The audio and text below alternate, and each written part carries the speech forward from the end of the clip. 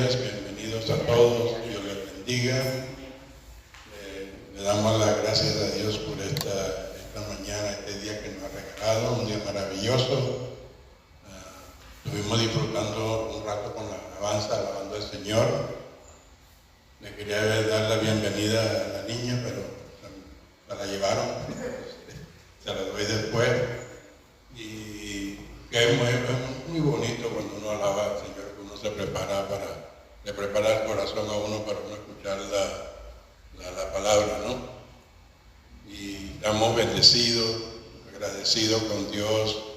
El tiempito que pasamos con los ancianos allá el viernes que el Señor nos regaló, ellos disfrutaron y pidieron que regresáramos y ha sido una bendición. Y vamos a orar para empezar. Señor, te damos las gracias. Como siempre, Señor, nunca nos cansaremos de darte las gracias y agradecidos, no solamente por el día de hoy, los días que han pasado, los días que vienen, y te doy las gracias por la palabra, Señor, que has puesto en mi corazón, que nos guíe, que de esta palabra, Señora, nos aprendemos no solamente a portarnos para seguir la doctrina, la sana doctrina que tú tienes para nosotros. Y estamos agradecidos por eso. Te bendecimos, te alabamos en el nombre de Jesús. Amén. Y antes de comenzar a estudiar la carta que el apóstol Pablo le escribió a Tito, vamos a conocer primero un poquito a quién fue Tito. Muy joven, no dice la edad, pero era, me imagino que unos 20 por ahí, si no estoy equivocado. Él era de origen griego y aparentemente un converso de Pablo. Y si nos vamos a Tito 1, 4,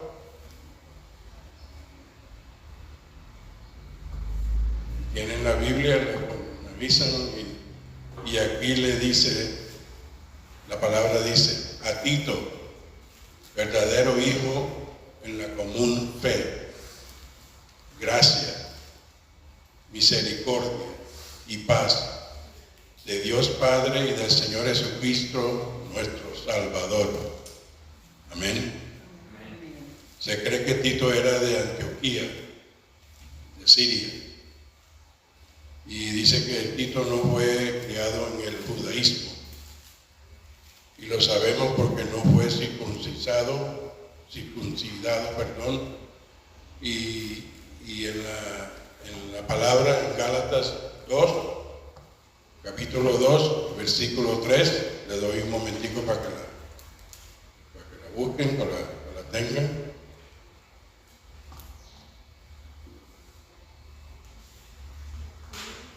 Amén. Gálatas capítulo 2, versículo 3. La palabra dice, mas ni aun Tito, que estaba conmigo, con todo que ser griego, fue obligado a que lo circuncidase. Tampoco era un prosélito, un extranjero o un gentil que se convertía al judaísmo. Tito era el amigo de Pablo que se encontraba en Creta. Creta es una de las islas más grandes en el mar Mediterráneo. Y tuvo la tarea de ser representante apostólico.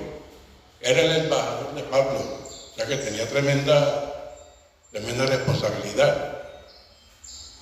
Y imagínense, ya será en la época cuando había turbulencia en la iglesia de Corinto. Tito era un discípulo tan dinámico que los líderes de Jerusalén estaban convencidos de que el evangelio de Pablo era aceptable, le creían. Después de ser liberado de su encarcelamiento en Roma, Pablo asignó a Tito la responsabilidad de ayudar a las iglesias de la isla de Creta y establecer un liderazgo saludable. Como todas las palabras, todas las cartas que hemos escuchado, se refiere a saludable, se refiere a doctrina sana. No hay otra cosa, y gracias a Dios que eso es lo que el Señor nos está enseñando hoy día, donde estamos y en muchas partes de casa de oración. Ahora que conocemos un poquito de Tito, entremos de lleno en la carta, o a la carta. La palabra nos habla que el apóstol Pablo le escribe esta carta a Tito, su amigo, en el ministerio. ¿Para qué? Para lograr una serie de objetivos. Uno de ellos era que deseaba alentar. Aquí significa apoyar, animar o infundir a Tito en su crecimiento cristiano. Dio instrucciones sobre número 2, dio instrucciones sobre la organización de la iglesia, particularmente en las autoridades de la congregación y a las diversas personas según la edad. Número 3, quería que Tito viniese a Nicópolis. Y pongo un paréntesis porque aquí Nicópolis significa ciudad de victoria, para pasar el invierno con Pablo. También le escribió instrucciones más detalladas sobre el desempeño de sus deberes pastorales. Y dice pastoral, o sea que ya es un pastor joven. La palabra clave de esta carta es doctrina, como se lo estaba mencionando más temprano. Esta carta enfatiza que la sana doctrina es el fundamento necesario para todo lo valioso en la vida de una congregación o de un individuo. Esta carta también exhibe algunas afinidades con Primera de Timoteo. Están dirigidas a hombres jóvenes, como yo, gracias a Dios, y como ustedes, a los cuales se les había asignado posiciones y responsabilidades y liderazgos en sus respectivas iglesias durante la ausencia que no estaba Pablo. Ambas cartas se ocupan de la calificación de aquellos que han de dirigir y enseñar a las iglesias. Son cosas muy importantes que para uno llegar, no solamente para ser un líder, son muchos detalles, y creo que ayer lo estábamos hablando en referencia también, tienes que saber cómo administrar una iglesia, no solamente pastorear, sino también administrar. Y aquí Tito aborda tres grandes temas. Uno de ellos, la organización de la iglesia. El número 2 es la sana doctrina. Y la número 3 es la vida en santidad. La palabra nos dice que Tito debía ordenar ancianos en cada ciudad donde existiera un núcleo congregacional. ¿Qué es un núcleo congregacional? La iglesia. Debían ser personas de elevadas cualidades morales, sólidas en cuestiones de principios, sostenedores de la verdadera doctrina apostólica, y capaces de refutar a los impugnadores. Y eso es algo que yo, cuando tengo una pregunta voy al diccionario. Dice contradecir o no estar de acuerdo. O sea, todo era contra la palabra. La carta a Tito enseña que el supremo objetivo del gobierno de la iglesia es perseverar la verdad revelada y la salvaguardia de las normas éticas. No es fácil para que uno pueda mantener una iglesia así. De ahí que los líderes deben de ser ejemplares en el estilo de vida y en la sana doctrina. Esta carta también destaca la íntima conexión entre la sana doctrina y la moral. La verdad está destinada a determinar la vida y a promover ¿qué? La santidad. Junto a las instrucciones, Pablo, esta carta revela a Cristo como nuestro Redentor. Y si alguien me hace el favor y pueda leer Tito, número 2, capítulo número 2, 14, te lo agradezco. 2:14. Sí. Quien se dio a sí mismo por nosotros para redimirnos de toda iniquidad y purificar para sí un pueblo propio, celoso de buenas obras. Y aquí dice que sigue la palabra y que presenta su segunda venida como un incentivo para vivir en santidad, y sigue con Tito de 12 al 13. Ahí mismo está, por favor. 12 y 13, ¿cierto? Sí, por favor. Enseñándonos que, renunciando a la impiedad y a los deseos mundanos, vivamos en este siglo sobria, justa y piadosamente, aguardando la esperanza bienaventurada y la manifestación gloriosa de nuestro gran Dios y Salvador Jesucristo. Amén. Aquí el capítulo 1 nos enseña, dice que, el número 1, esta es la única vez que Pablo se presenta como siervo a Dios. Él siempre se presentaba a Dios como, a Jesús como un siervo, no a Dios. ¿Ah? De Dios, perdón. Establece su oficio, esperanza y funciones. Y nos lleva a Tito 1, del 1 al 2. Si lo buscan y lo pueden encontrar, pues yo lo voy a leer. Y como le prometí, después se la voy a enviar a la hermanita Juliana. Gracias.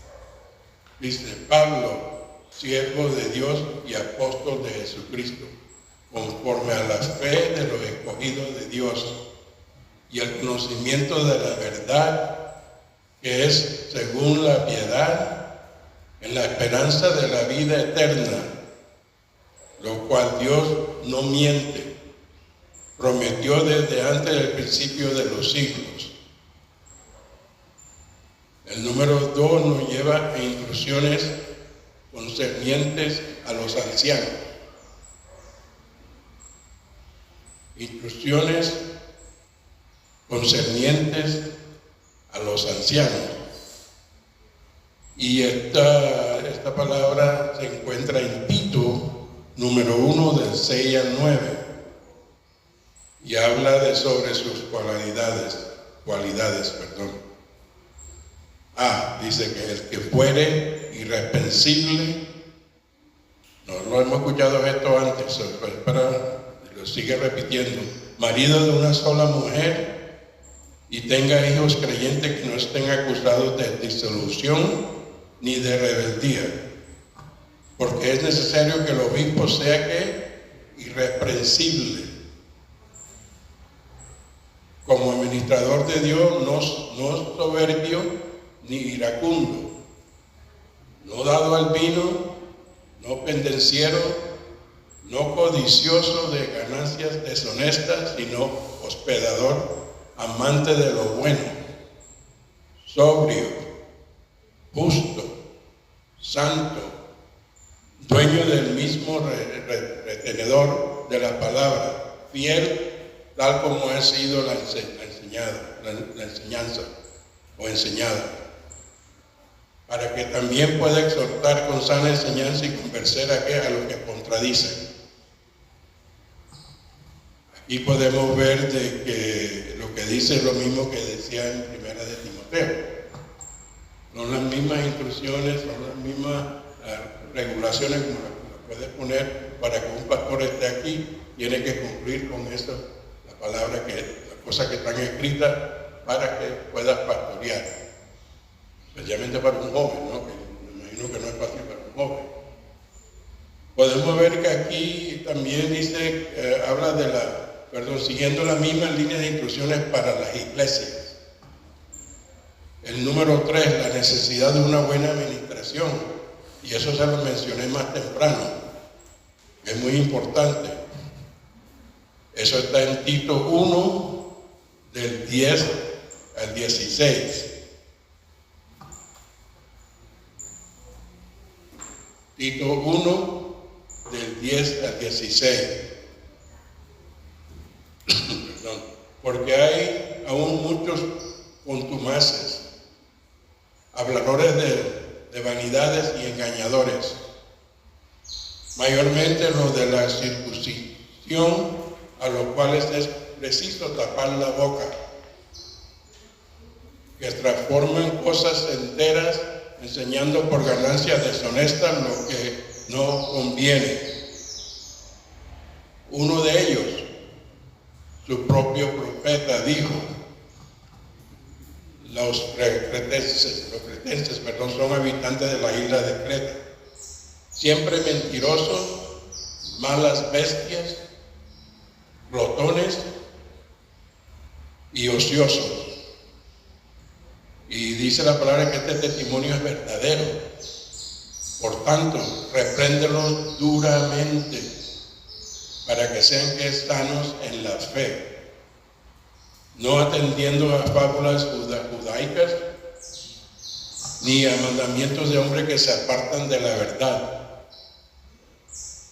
Todas las cosas son puras para los puros, mas para los corrompidos y incrédulos nada le es puro, pues hasta su mente y su conciencia están corrompidas. Profesan conocer a Dios, pero con el hecho lo niegan, siendo abominables y rebeldes, reprobados en cuanto a toda buena obra. Buena obra. En el capítulo 2 nos enseña instrucciones concernientes a la conducta cristiana. Y aquí tiene un punto A, cualidades sólidas de una iglesia. Y eso nos lleva a Tito, capítulo 2, del 1 al 7. Se lo voy a leer con calma para que lo escuchen, pero después lo pueden analizar también de su parte. Pero tú, habla lo que está de acuerdo con la sana doctrina, que los ancianos sean sobrios, serios, prudentes, sanos en la fe, en el amor, en la paciencia. Las ancianas asimismo sean reverentes en su porte, no calumniadoras, no esclavas del vino, maestras del bien, que enseñan a las mujeres jóvenes a amar a sus maridos y a sus hijos, a ser prudentes, castas, cuidadosas de su casa, buenas, sujetas a sus maridos, para que la palabra de Dios no sea blasfemada. Y nos dice la palabra que exhorta así mismo a los jóvenes, a que sean prudentes, presentándote tú en todo como ejemplo de buenas obras, en la enseñanza mostrando que integridad, seriedad. Y la palabra dice que una iglesia sólida se conoce por qué, por la enseñanza de la sana doctrina y las cualidades de sus líderes. Punto B dice que en contraste, no que encontró, sino en contraste.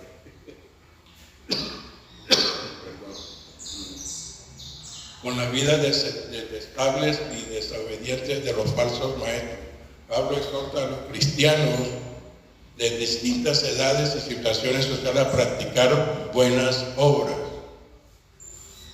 Esta exhortación se aplica a todos los ancianos, líderes de la iglesia, y no solamente a quienes que desempeñan el oficio eclesiástico, y aquí en paréntesis pone a pastor. deben exhibir cualidades de una vida cristiana que sean consistentes con su edad y experiencia. En el capítulo 3 nos enseña, número 1, los cristianos somos ciudadanos del cielo. Amén.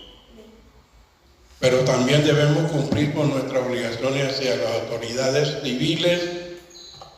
Y dice en Tito 3:1, recuérdenles que se sujeten a los gobernantes y autoridades, que obedezcan estos dispuestos a toda buena obra. Lo pone bien clarito, porque las autoridades hay unas buenas y unas malas. Entonces no nos podemos someter a lo que es malo. Número 2, los cristianos tenemos obligación también para con todos los conciudadanos fuera de la iglesia. Y por medio de nuestra amable actitud podemos influenciarlos positivamente. Positivamente. En Tito, capítulo 3, versículo 2. Tito, capítulo 3, versículo 2. La palabra dice que a nadie difamen, que no sean pendencieros, sino amables.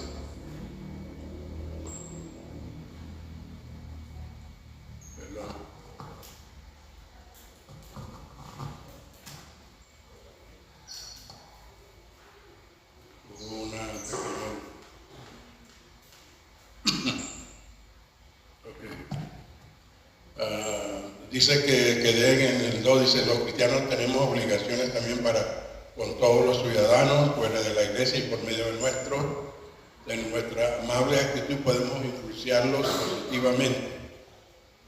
Que a nadie difamen, que no sean pendencieros, sino amables, mostrando toda mansedumbre para todos los hombres, para con todos los hombres. En el número 3, Pablo menciona 2 motivos para observar una conducta apropiada con el mundo exterior. El recuerdo de nuestra conducta en el mundo ante la conversión, como éramos antes de llegar a los pies de Cristo. Y la manifestación del amor y la bondad de Dios para con nosotros. Y nos lleva a Tito, capítulo 3, versículos de 3 al 7. Tito, capítulo 3, versículo 3 al 7. La palabra dice, porque nosotros también éramos de otro tiempo insensatos, rebeldes, extraviados, esclavos de concupiscencias. Aquí concupiscencias dice te lleva hacia el pecado. Y deleites diversos, viviendo en malicia y envidia aborrecibles, y aborreciendo unos a los otros. Pero cuando se manifestó la bondad de Dios nuestro Salvador y su amor por los hombres, nos salvó. Gracias a Dios.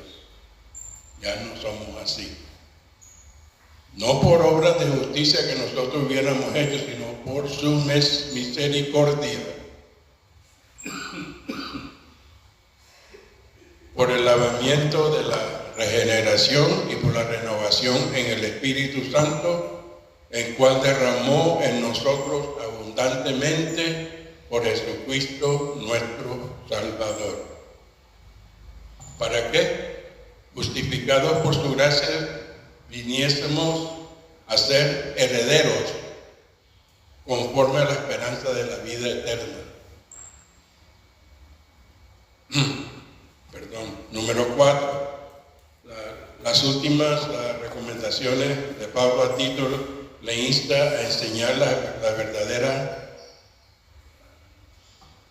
las verdaderas espirituales, alentar a los creyentes para que procuren ocuparse en buenas obras.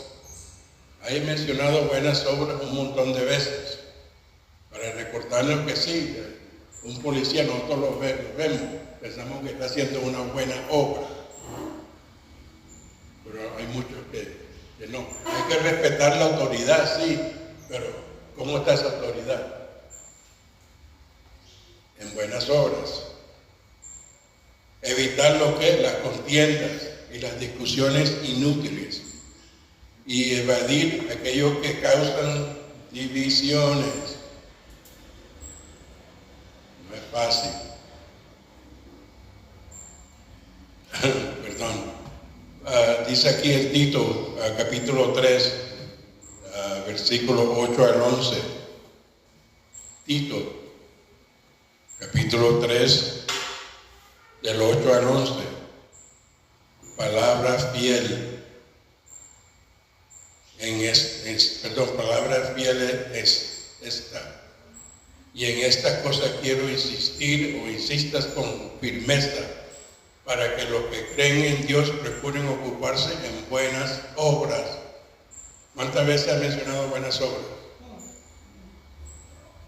Estas cosas son buenas y útiles a los hombres, pero evita las cuestiones necias, genealogías y contenciones y discusiones acerca de la ley, porque son vanas y sin provecho. Vamos perdiendo el tiempo. Al hombre que causa divisiones después de una otra amonestación, deséchalo, sabiendo que el tal se ha pervertido y peca hasta condenado por su propio juicio. Son cosas que cuando yo estaba leyendo esto, yo nada más me imagino, si yo no sigo esto, porque yo estoy aprendiendo, estoy recién en esto, ¿no? Y me salgo de lo que dice aquí, ¿cómo voy a sentir y qué les voy a hacer yo a ustedes? Estoy haciendo daño a ustedes, porque les estoy dando una palabra que no es la enseñanza que tenemos que respetar y seguir, porque esto es lo que está escrito. Cada vez que yo me pongo a leer toda esta enseñanza, gracias a Dios, que mi esposa siempre está ahí para darme consejos, apoyarme, me ha ayudado mucho y estoy aprendiendo bastante para llevar la sana doctrina. Porque allá afuera lo que vemos no está muy bonito. Entonces, ¿qué tenemos que aprender de lo que es la verdad? Entonces, le doy gracias a Dios por la vida de ustedes. Espero que hayan entendido un poquito y también lo voy a, como les prometí, dárselo en escrito para que más o menos mediten más en la palabra. Pero vamos a orar. Señor, te damos gracias por la palabra, Señor, que nos ha regalado hoy día. Estamos agradecidos por lo que haces por nosotros. Sabemos que tú lo haces para nuestro con buenas intenciones. Sabemos que de lo que tú nos estás dando es de una manera que tenemos que seguir, que tenemos que comportarnos como dice la palabra, para ser que buenos ejemplos para el resto de la gente, del mundo. Y estamos agradecidos y te alabamos, Señor. En el nombre del Señor Jesucristo, perdón. Amén. Dios les bendiga, que les vaya bien, que disfruten el resto del día.